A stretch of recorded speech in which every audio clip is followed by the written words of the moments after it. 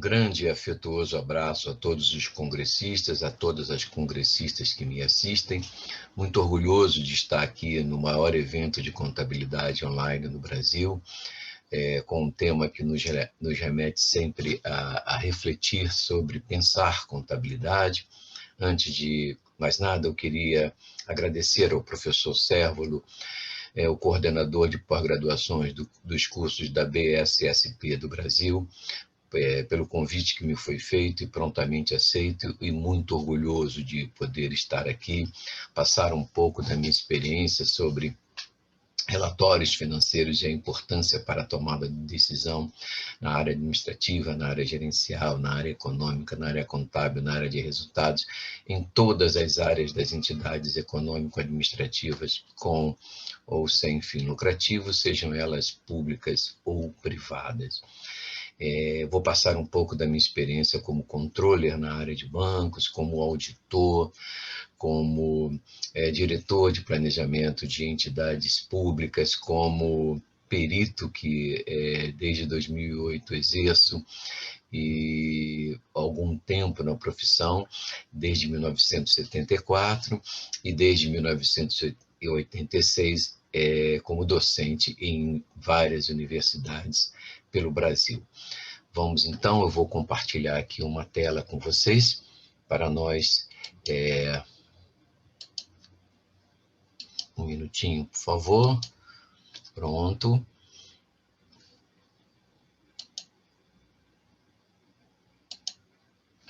Muito bem, então nós estamos aí vendo a tela, vendo o slide que apresenta o Congresso Nacional Online de Contabilidade. E a expressão que está aqui, conteúdo de verdade, é o que eu pretendo passar para vocês. Conteúdo de verdade sobre relatórios financeiros, e tudo que eu falar aqui para vocês, tudo que nós conversarmos aqui, não é só academia, é também academia, mas é a experiência de vida profissional, sempre usando a contabilidade como informação. O nosso tema será, como eu já falei anteriormente, relatórios financeiros e sua importância para a tomada de decisão administrativa e gerencial. Mas eu queria tratar especificamente, no nosso caso aqui, ainda que tudo que eu vou falar aqui sirva para qualquer tipo de entidade, né? Mas desses CNPJs aí, que sobrevivem aqui no nosso Brasil, que tem, podemos chamar de 4 regimes tributários, né?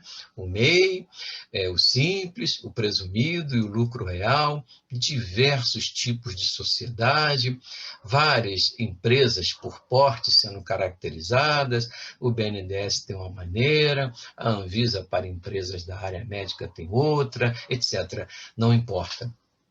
Não importa, o que aqui queremos colocar é a necessidade, com ou sem fins lucrativos, muito mais, claro, aquelas que têm fins lucrativos, de relatórios, da importância de relatórios financeiros para a tomada de decisão. Do mais simples, no caso do microempreendedor individual, ao mais complexo nas grandes empresas, né? Nós estamos tratando aí de 19 milhões de empresas dispersas em vários setores da economia, serviços, comércio, indústria, em todas elas, melhor, todas elas se valem de relatórios financeiros para a tomada de decisão, porque todas elas, caros congressistas, todas elas, e caras congressistas, né? Todas as empresas querem maximizar seus retornos. Todo tipo de empresa é um investimento. E quando se faz um investimento, o que se quer? O que se pergunta? Quais são as variáveis que levamos em conta quando fazemos um investimento? E quando fazemos investimentos, estamos preocupados com 3 questões básicas, quando qualquer um de nós faz um investimento. Os empresários, muito mais. Eles perguntam assim: quando que meu dinheiro volta? A que taxa ele volta? A que risco ele está exposto? Quando que meu dinheiro volta tem um nome técnico chamado liquidez. A que taxa ele volta tem um nome técnico chamado rentabilidade. E risco é risco. Será que os relatórios financeiros apontam esses caminhos a partir de dados retirados da contabilidade, retirados da economia? Evidente que sim. Então, a importância do relatório financeiro é essencial, é fundamental para a tomada de decisão, do empresário, do gestor. Bom, então vai se tomar decisões para fazer esse investimento sobre o quê? O que se quer preservar? O que se quer maximizar? O patrimônio. E olha a inter-relação do patrimônio com todas essas ciências. Na economia, a geração da riqueza, a formação, a distribuição desse patrimônio. Na contabilidade, o registro para poder controlar, controlar para poder mensurar, mensurar para poder informar e evidenciar esse patrimônio. Na administração, a gestão desse patrimônio, a organização, o planejamento, a direção. Já imaginaram um orçamento empresarial sendo gerido com dados retirados da contabilidade, seja ele de que nível for, ou estático, ou flexível, com base zero, com base com os dados, enfim, qualquer orçamento se vale, no fundo, seja estratégico, seja tático, seja operacional, de dados que são transformados em relatórios financeiros para a tomada de decisão. No direito, as questões de propriedade, as questões de direitos e de obrigações que precisam ser satisfeitas. Nós vivemos aqui no país uma questão relacionada entre direito e contabilidade com uma série de divergências. Quem vive na justiça sabe do que eu estou falando. Há uma série de controvérsias jurídicas contábeis provocadas por adequações.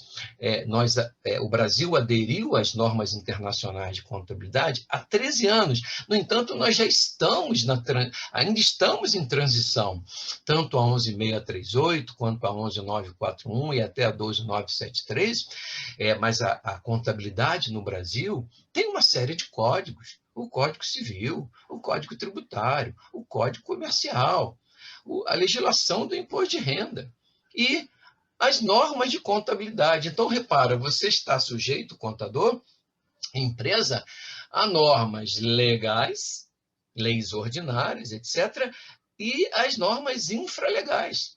O direito brasileiro é o Code Law, é um direito de código, tem que estar na lei. O direito, o common law, é o direito consuetudinário, é um direito de usos e costumes.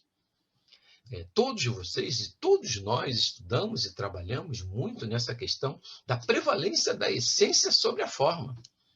Mas nós vivemos, nesses 13 anos, a era ainda do subjetivismo responsável. A quantidade de normas, a quantidade de amarrações necessárias, onde todo o patrimônio é controlado, e todos esses relatórios financeiros que eu vou tratar, eles se dirigem a algum tipo de usuário da informação, contábil principalmente, para a tomada de decisão.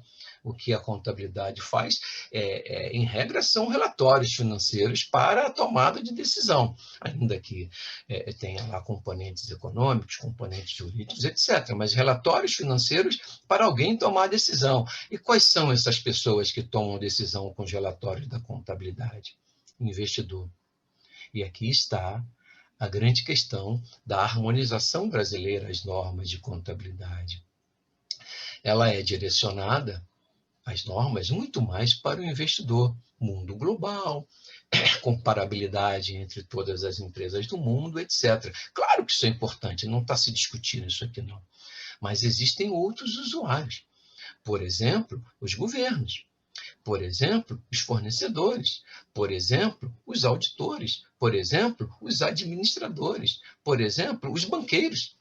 Todos esses usuários precisam de informação contábil para a tomada de decisão.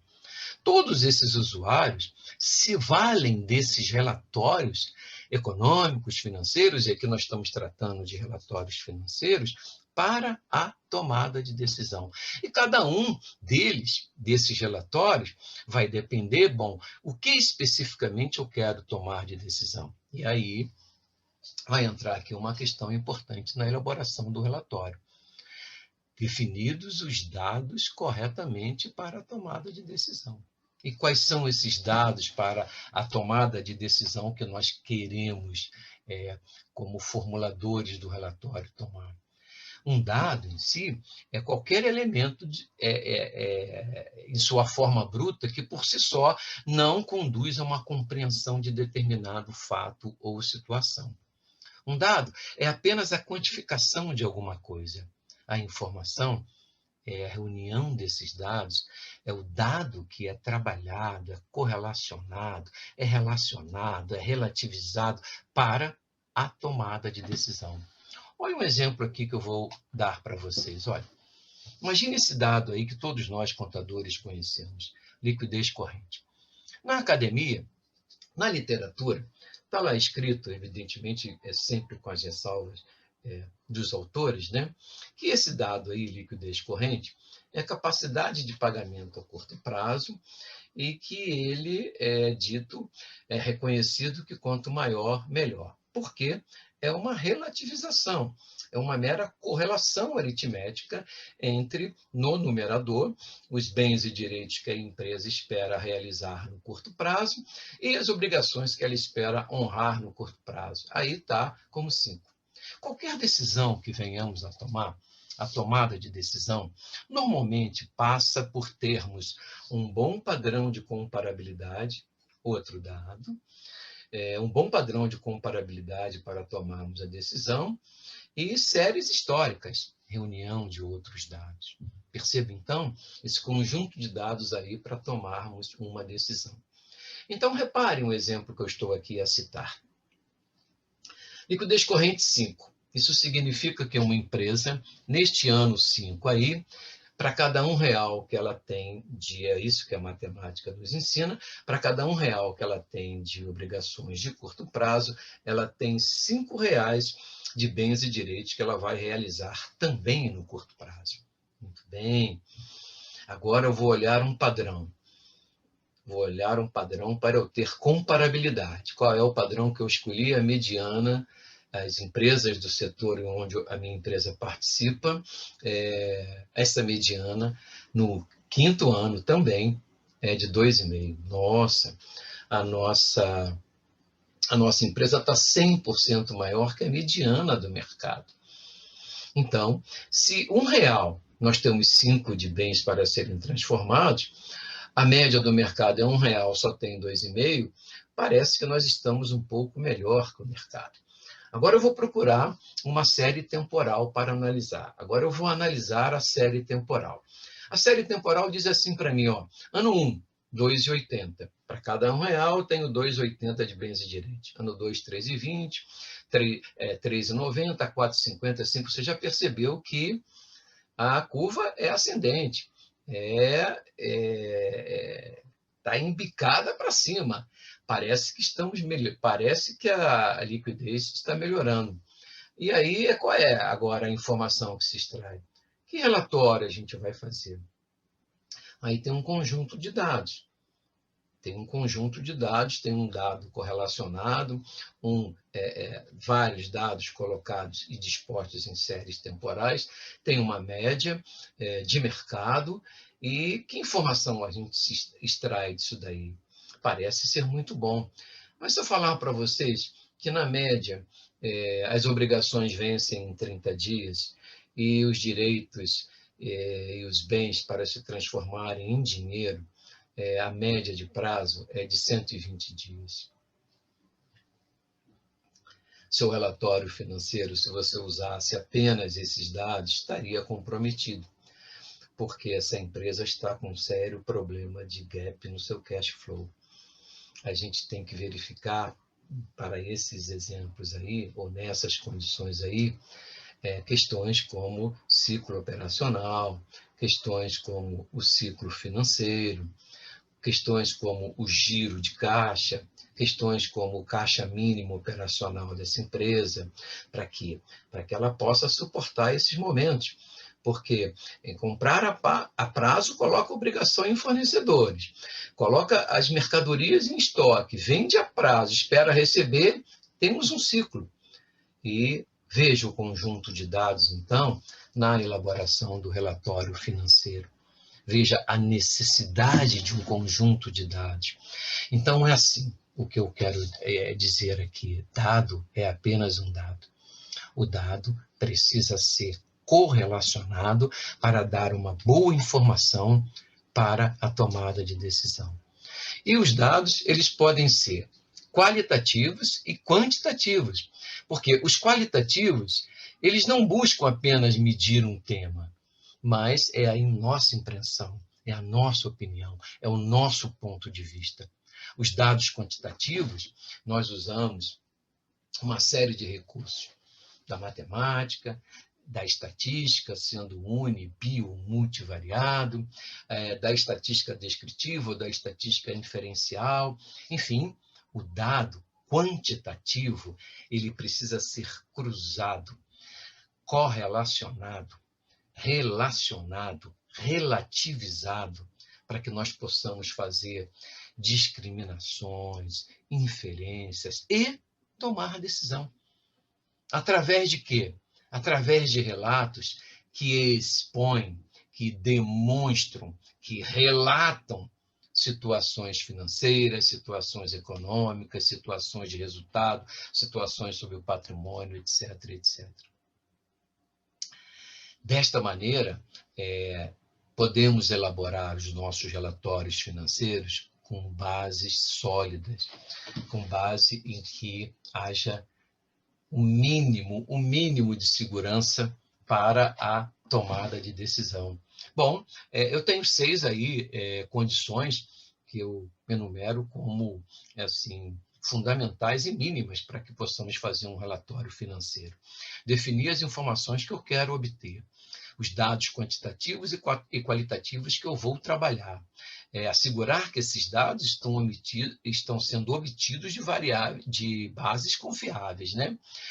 Buscar e prospectar um padrão de comparabilidade para que eu possa fazer, evidentemente, comparações. Elaborar séries temporais sobre vários outros dados, inclusive o dado que eu quero obter, nós vimos ainda há pouco um exemplo, né? E estabelecer, diante de todos esses conceitos e dados, as correlações, as relações, as inter-relações, as relativizações, para que eu possa começar força de expressão, né? Mas para que eu possa bater o martelo na decisão que eu vou tomar. E estabelecer em cada tipo de decisão as questões sempre do cenário otimista, do cenário realista e do cenário pessimista, né? Para cada tipo de cenário, um tipo de decisão, e a gente tem que estabelecer, porque no orçamento empresarial, quando nós estamos fazendo, a gente se vale de relatórios projetados também. Aliás, para se chegar aos relatórios projetados, a gente tem que projetar quanto vai usar, quanto vai vender, principalmente, quanto vai produzir, quanto vai gastar com mão de obra, quanto vai gastar com custos indiretos para fabricar, quanto vai gastar com despesas, quanto se vai gastar com investimentos, até chegarmos a uma projeção de demonstrativos contábeis propriamente dito, para a tomada de decisão, não é verdade? Então, os relatórios financeiros com fins gerenciais e ou legais, eles permitem verificar o atingimento e acompanhamento de metas, né? Verificar as condições que eu já enfatizei aqui algumas vezes, de liquidez, rentabilidade e risco. Avaliar as condições financeira, patrimonial, econômica e de resultado das entidades. Olha aí, a gente mostrando, apontando, relatando sobre o patrimônio, né? Identificar pontos de estrangulamento e eventuais gargalos nas diversas áreas, segundo cada organograma. E quando eu falo aqui organograma, é segundo cada forma. Tem áreas que produção está junto, que marketing está junto com comercial. Enfim, aqui não importa, mas verificar de todas as áreas essas condições na reunião de dados, né? E os dados, eles estão dentro da empresa e fora dela, e os dados que estão fora você não tem controle nenhum, em alguns dados que estão da empresa também não, mas na maioria dos dados que estão dentro da empresa você tem algum controle, né? Para mensurar eficiência, eficácia, isso parece uma palavrinha, um clichê, mensurar eficiência, eficácia e efetividade, mas nossa, imagina eu mandar você para ir para São Paulo, e você primeiro passar em Salvador, para citar esse exemplo aqui bem simplório que eu estou usando, né? E depois chegar de Salvador para São Paulo. Você foi em São Paulo. Então você atingiu o objetivo que era chegar em São Paulo. Isso é eficiência. Mas não foi nada eficaz. Nada eficaz. Porque você gastou mais tempo, gastou mais dinheiro com passagem, etc. E a gente não sabe se a efetividade do que você foi fazer em São Paulo será comprometida. Isso está linkado, isso está junto. A eficiência, a eficácia e a efetividade é algo que tem que nos acompanhar e é algo que o relatório financeiro tem que preservar, que é o que nós estamos tratando, a produtividade, né? Você fazer mais com menos, desde que mantenha a qualidade. Tem duas variáveis que nós buscamos muito como consumidores, né? O preço e a qualidade. Então, preço e qualidade, só para citar essas duas. Tem atendimento, tem posicionamento, tem aquilo como aquilo nos atinge em termos de psicológico. Hoje a ciência mostra uma série de maneiras de sermos atingidos, né, para consumirmos. Cada empresa tem lá a sua estratégia, mas ela vai terminar num dado chamado relatório financeiro para a tomada de decisão. Outro ponto é que a gente tem que definir parâmetros, métricas e metas que sejam compatíveis e possíveis de atingimento para que, por exemplo, o que eu quero dizer, há uma agência que tem 2.000 clientes. Imagina uma agência bancária que tem 2.000 clientes e você é o gerente dela.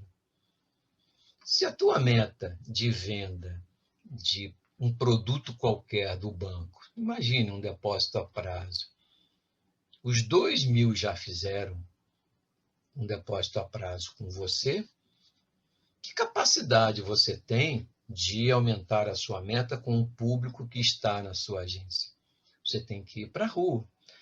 Mas para ir para a rua, buscar novos clientes, já começa a ter aí outros aspectos, né? A concorrência, a propaganda, a visão que você tem do banco, etc, etc. Estou citando o banco porque foi a minha praia durante algum tempo. E o que eu quero dizer aqui é que o parâmetro para estabelecimento da meta tem que ter algum nível de razoabilidade, porque senão você estabelece uma meta que a pessoa não vai atender e o relatório vai te mostrar, o relatório que for usado, qualquer que seja esse relatório, vai mostrar o não cumprimento. E isso gera uma série de pontos negativos, tanto para os gestores quanto para aqueles que estão sendo geridos, as pessoas, né? Muito amplo o espectro de que é atendido pelos relatórios financeiros, né? Venda, despesa, custo, investimento, estoque, relacionados ao patrimônio, né? Como eu sempre digo, público ou privado, e quando trabalhados, interrelacionados, etc., já discutimos produz-se relatório financeiro. E são, em essência, eminentemente gerenciais, para que possamos o quê? Tomar decisões, né? Bom, o que é a contabilidade nesse processo de registrar, para controlar, para mensurar, para evidenciar e informar sobre o patrimônio? Informação, né? É tudo. Hoje, no mundo global, depois dessa tal de internet, a informação ela está aí disponível para todos nós, né? E a tomada de decisão na empresa, na elaboração de relatórios financeiros, eu quero dizer, são os sistemas de contabilidade, gente. Os principais sistemas de informações quantitativas para qualquer entidade são retirados da contabilidade. Não se toma uma decisão na área financeira que não esteja baseado na contabilidade, meus caros congressistas, que não esteja baseado na contabilidade.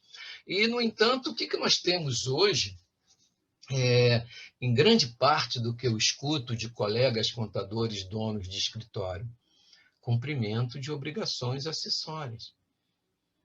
O contador desses escritórios que ainda não se apercebeu que não vai faltar muito para que essas obrigações acessórias sejam cumpridas diretamente pelas empresas, transmitindo arquivos ou sendo capturadas, o que é mais tecnologicamente desenvolvido, ou sendo capturadas pelas próprias receitas federal, estadual ou municipal.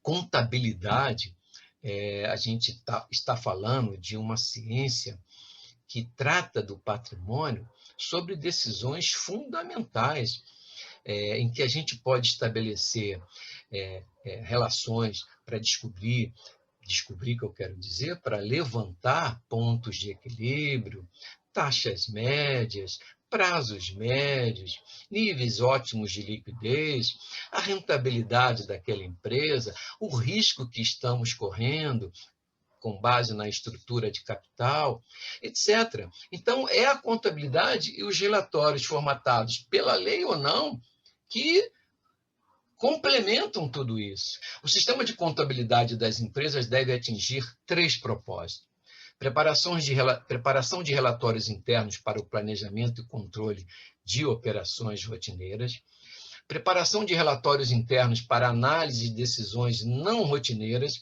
e formulações de planos e políticas de longo prazo. Repara, é o que eu quero chamar a atenção de vocês. Estamos aqui com todas as áreas da empresa e com todas as ciências unidas: economia, contabilidade, administração e direito.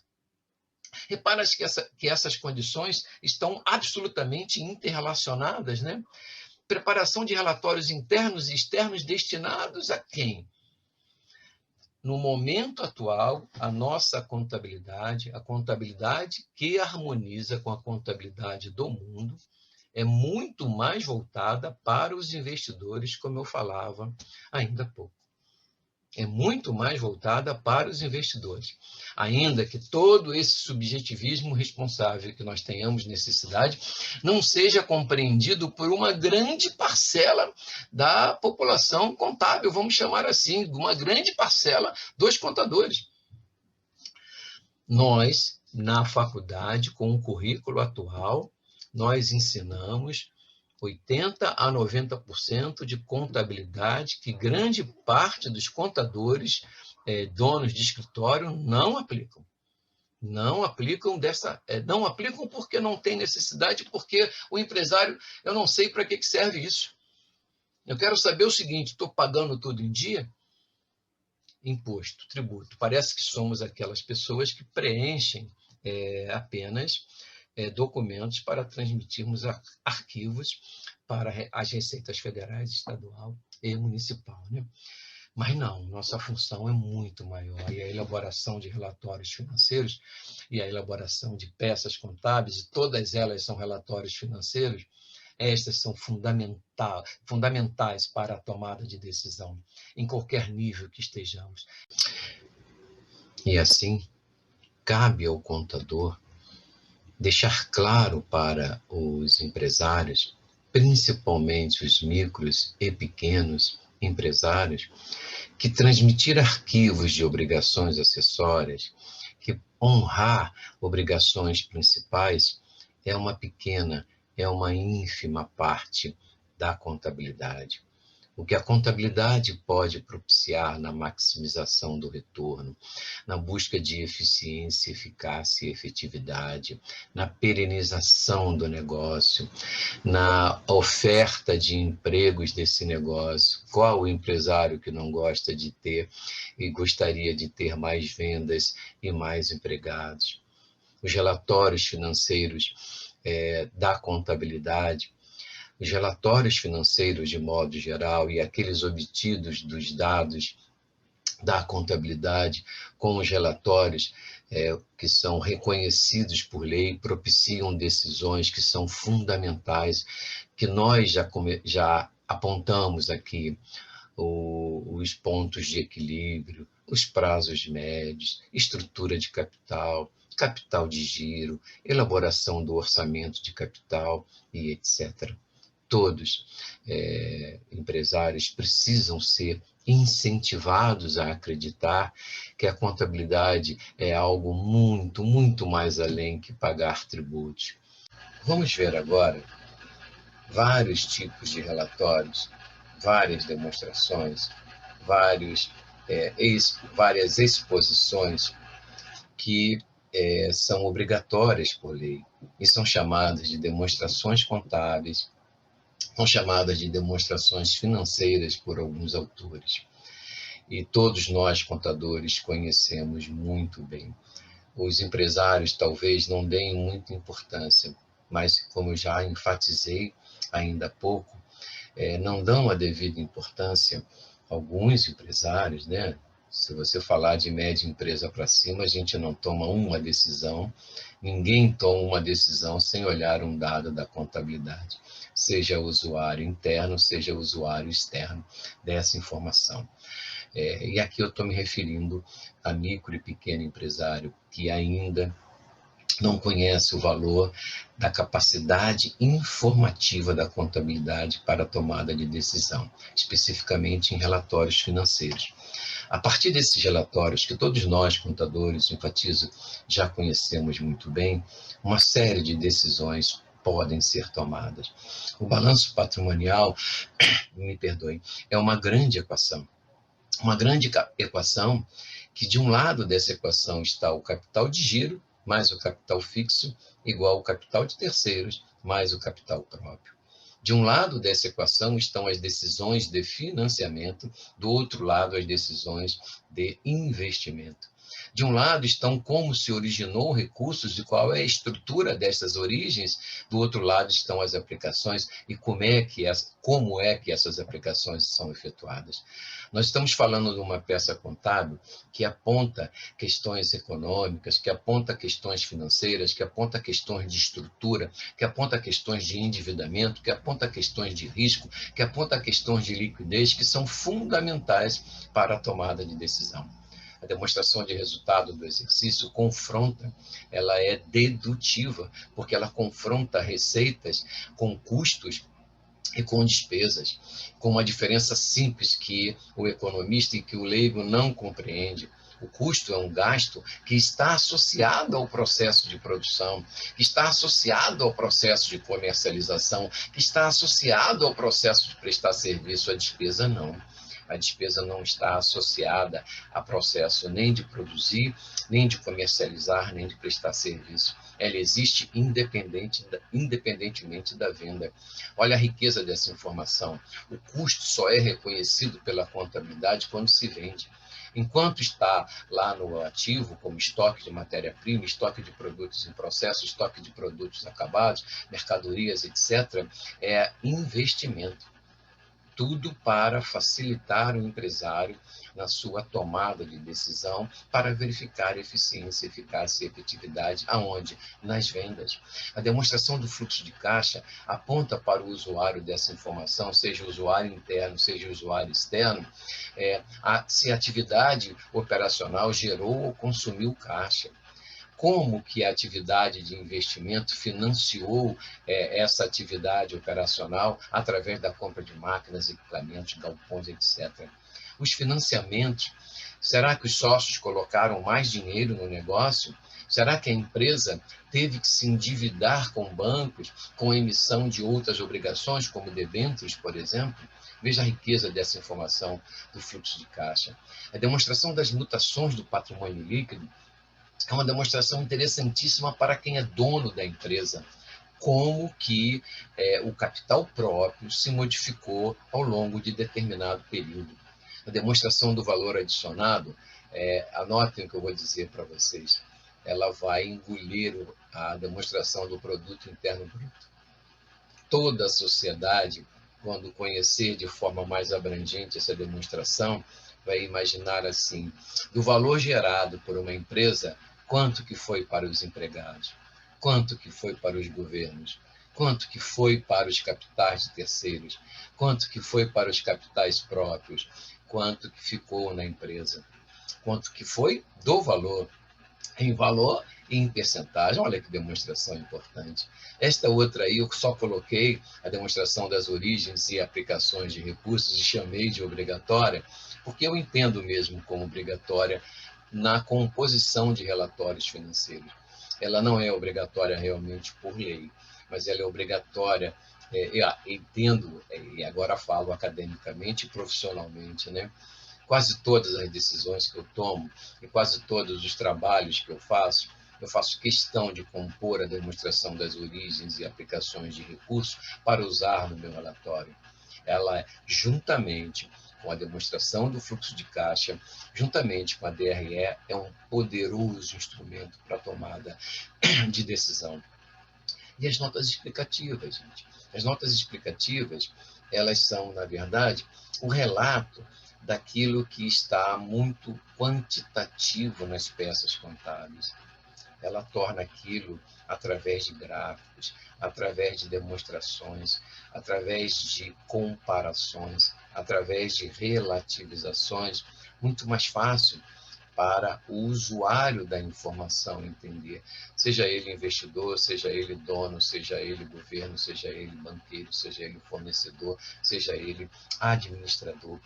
Eu vou terminar aqui a nossa palestra, o nosso encontro, com um relatório simples da contabilidade, muito mais voltado aqui só para enfatizarmos pontos que foram tirados dos relatórios obrigatórios que nós vimos, né? Só para ver a capacidade informativa da contabilidade, a capacidade de tomada de decisão que a contabilidade e que os relatórios financeiros propiciam. Se você mostrar isso para um empresário, ele vai olhar assim, poxa, tenho R$ 200 a mais no meu caixa, que beleza, isso está muito bom. Talvez ele pense assim, mas o esforço para aumentar as vendas em 50% fez ele aumentar os custos em 100%, como está aí. E agora observem que decisões nós tomamos ao longo do período que, ao final do período, eu constato que os custos aumentaram em 100%. De que maneira eu poderia barrar esse processo que estava acontecendo e agora culminou? E aqui não estou entrando em questões de perda da capacidade aquisitiva da moeda, não. Imagine que tudo isso aí é valor real, o que, aliás, nos relatórios financeiros, temos que preservar muito bem a diferença entre valor real e valor nominal. Resultado real e resultado nominal. Perceba essa questão aqui, que você pode dizer para o empresário quase que imediatamente. Olha, senhor empresário, para cada R$ 1 que nós vendemos, no primeiro ano, 70 centavos retornou em forma de lucro. No ano 2, para cada R$ 1, só 60 centavos agora. Nossa empresa perdeu eficiência. E por algum motivo, e por alguma questão, por uma maneira que outros relatórios financeiros, produzidos pela contabilidade ou não, poderiam ajudar o empresário na tomada de decisão. Bem, eu queria agora agradecer a todos vocês. Aí está o meu e-mail. Se vocês quiserem esse material, não terei problema nenhum em repassar para vocês a partir de uma solicitação por esse e-mail. Muito obrigado. Mais uma vez agradeço ao professor Cérvulo por estar aqui e obrigado pela assistência.